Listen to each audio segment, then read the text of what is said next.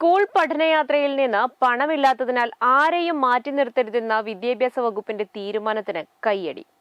എല്ലാ കുട്ടികൾക്കും ഒരുപോലെ പ്രാപ്യമായ രീതിയിൽ യാത്രകൾ ക്രമീകരിക്കുവാനും ഒപ്പം അധ്യാപകരുടെയും മറ്റും ചെലവുകൾ PTA ഉൾപ്പെടെയുള്ളവർ വഹിച്ചുകൊണ്ട് വിദ്യാർത്ഥികൾക്ക് മേലുള്ള ഭാരം കുറക്കുവാനുമാണ് വകുപ്പിന്റെ നിർദ്ദേശം. കഴിഞ്ഞ ദിവസമാണ് വിദ്യാഭ്യാസ മന്ത്രി V ശിവൻകുട്ടി തന്റെ ഫേസ്ബുക്ക് പേജിലൂടെ അത്യന്തം ഗൗരവമുള്ള വിഷയത്തിലെ സർക്കാർ നിലപാട് പ്രഖ്യാപിച്ചത്. നിർഭാഗ്യവശാൽ ഈ വിഷയത്തിൽ കാര്യമായ ചർച്ചകൾക്ക് ഇടം കണ്ടെത്താൻ നാം മുതിർന്നില്ല. മുൻപൊക്കെ പലപ്പോഴും കുടുംബത്തിന്റെ സ്ഥിതിയോർത്ത് വിനോദയാത്രകളിൽ നിന്ന് വിട്ടുനിന്ന ഒത്തിരി പേരുണ്ട്. 20 രൂപയുടെ ക്ലാസ് ഫോട്ടോ വാങ്ങുവാനുള്ള സാമ്പത്തിക ശേഷി പോലുമില്ലാതെ കണ്ണു നിറക്കേണ്ടി വന്ന അനേകം വിദ്യാർത്ഥികൾ ഉണ്ടായ നാടാണിത്. വൈകിയാണെങ്കിലും ഇത്തരം ബുദ്ധിമുട്ടുകൾ അനുഭവിക്കുന്ന വിദ്യാർത്ഥികൾക്ക് നീതി കിട്ടാൻ സർക്കാർ വകുപ്പ് തന്നെ മുന്നിട്ടിറങ്ങുന്നത് നല്ല മാറ്റമാണ്. ഇന്നും നമ്മുടെ നാട്ടിലെ സ്കൂളുകളിൽ പഠിക്കുന്ന ചെറിയ ശതമാനം വിദ്യാർത്ഥികളെങ്കിലും സാമ്പത്തികമായി കടുത്ത ബുദ്ധിമുട്ടുകൾ അനുഭവിക്കുന്നവരാണ്.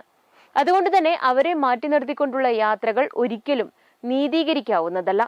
ഇതിനു പുറമെ സ്കൂളുകളിൽ നടക്കുന്ന ആഘോഷ പരിപാടികളിൽ സമ്മാനങ്ങൾ കൊണ്ടുവരാൻ വിദ്യാർത്ഥികൾ നിർബന്ധിതരാകുന്നു എന്ന പരാതിയും വ്യാപകമാണ്.